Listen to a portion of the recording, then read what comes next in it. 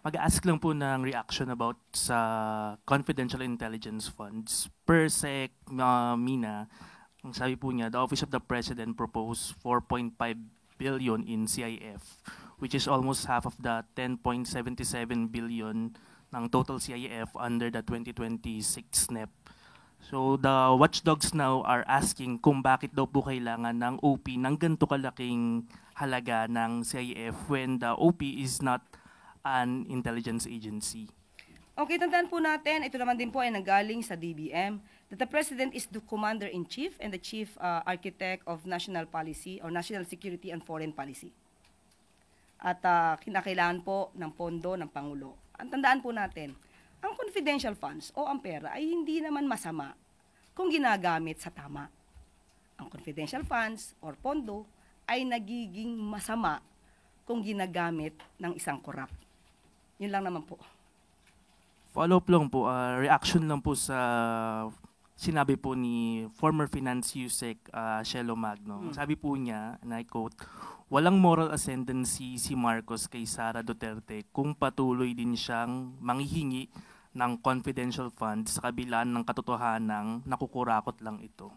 Yun, katulad ng sinabi ko, muli, ang Pangulo po ay Commander-in-Chief. At kung walang sinasabing moral ascendancy, tandaan natin kung tama naman po ang pag-report at ginamit sa tama, hindi po ito magiging questionable. Nagkakaroon lang naman po ng comparison dahil kung hindi ma-report ng tama at gumagamit ng mga certificate o iba-ibang mga resibo para lang sabihin na gamit ang confidential funds, yun ang difference.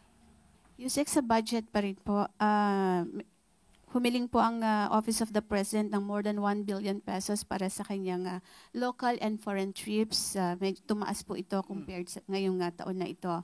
At saka po yung 17 billion para sa nalalapit na pag-host ng Pilipinas sa ating ASEAN.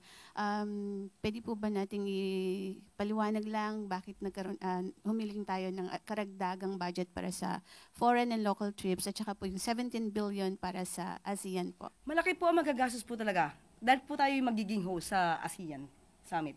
So, expected po yan dahil kailangan po talaga natin paghandaan ito. Hindi po biro ang gasto sa pag-host.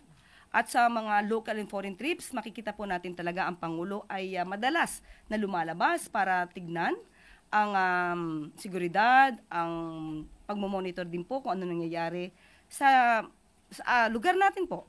Kung may baha, kung may kalamidad. So kinakailangan din po yan at nakikita din po nyo ang kadalasang pagbiyahe ng Pangulo dahil hinihikayat niya ang ibang mga bansa na mag-invest para sa atin.